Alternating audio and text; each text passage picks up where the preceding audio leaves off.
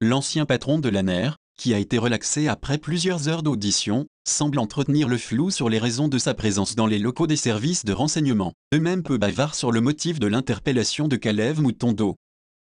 Mais on en sait désormais un peu plus sur les suspicions d'atteinte à la sûreté de l'État qui pèsent sur lui. Par ailleurs, cette interpellation ne laisse pas indifférentes les organisations de défense des droits de l'homme. Kalev Mutondo, ex-patron de l'Agence nationale des renseignements, ANR, a été interpellé mercredi 12 février à l'aéroport de Kinshasa. Auditionné pendant plusieurs heures, l'ancien chef des renseignements a été autorisé à regagner son domicile en fin de journée. Mais Kalev Mutondo fait l'objet de mesures conservatoires. Selon une source proche du dossier, avant de quitter les installations de la ANR mercredi, l'ex-superflic congolais a dû remettre son passeport et ses autres documents de voyage. Il lui a été alors signifié l'interdiction pour lui de quitter Kinshasa avant la fin de l'enquête.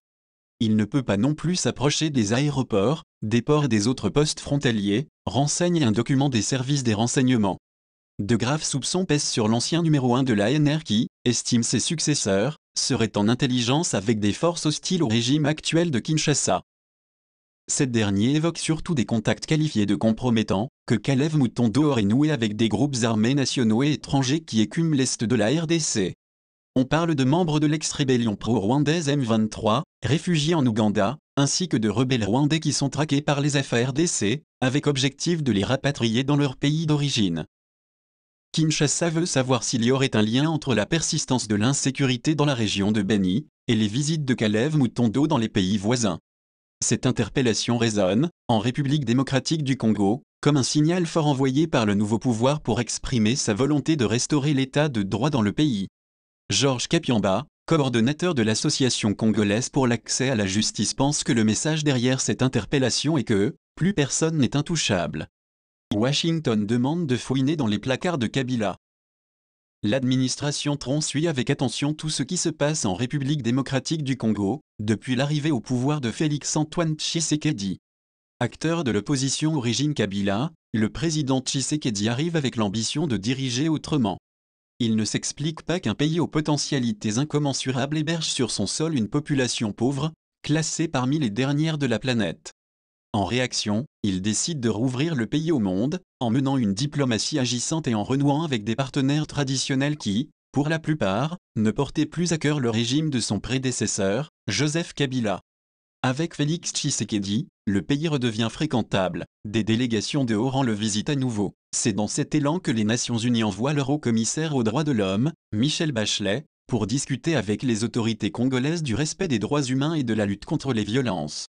Cas notamment, de la violation alarmante de ces droits en Ituri, des exactions des milices Kamwina Nsapu dans les Kasaï, des tueries des adeptes de Bundu Dia Congo, et Ayumbi dans le Maï-Ndombe, des charniers de Maluku etc.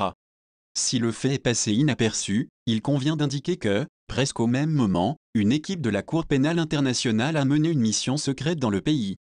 Ce qui est certain, c'est que les émissaires de la CPI se sont déployés sur le terrain, à la recherche des éléments de preuve pour étoffer le dossier congolais, étalé sur le bureau de la procureure Fatou Bensouda. Il n'est pas étonnant que, demain, des mandats de comparution soient émis de là et à l'attention de plusieurs personnalités congolaises. La suite du combat contre la violation des droits humains, aussi, contre la corruption, a vu débarquer Dr Peter Pham, envoyé spécial des États-Unis dans la région des Grands Lacs. Il a succédé à la délégation de la CPI. Tout ce beau monde vient contrôler la gouvernance en RDC. Pas seulement celle de Félix Tshisekedi, au sens strict, mais de toute la gouvernance du pays, depuis Joseph Kabila. Le message de tous ces émissaires se focalise sur une trilogie, la bonne gouvernance, la lutte contre la corruption et le blanchiment des capitaux. Est-ce que le pouvoir décrypte ces messages que lui envoie la communauté internationale à travers tous ces émissaires? C'est la question qu'on se pose, car le contenu univoque de ces messages contraste avec la volonté du président Tshisekedi de ne point fouiner dans le passé. Or, selon les analystes, ne pas fouiner dans ce passé, c'est vouloir couvrir les 18 années de prédation du régime Kabila. Contraint de protéger son allié de la coalition au pouvoir, le chef de l'État creuse le fossé entre lui et la population qui digère très difficilement sa relation avec son prédécesseur. En effet, Kabila et ses hommes sont perçus par le commun des Congolais comme faisant ombrage à l'actuel pouvoir et l'empêchant de prendre ses marques. La population estime que le refus de fouiner dans leur passé encourage l'impunité des kabilistes, accusés à tort ou raison, qu'ils démontreraient toujours arrogants comme s'ils n'avaient des comptes à rendre à personne.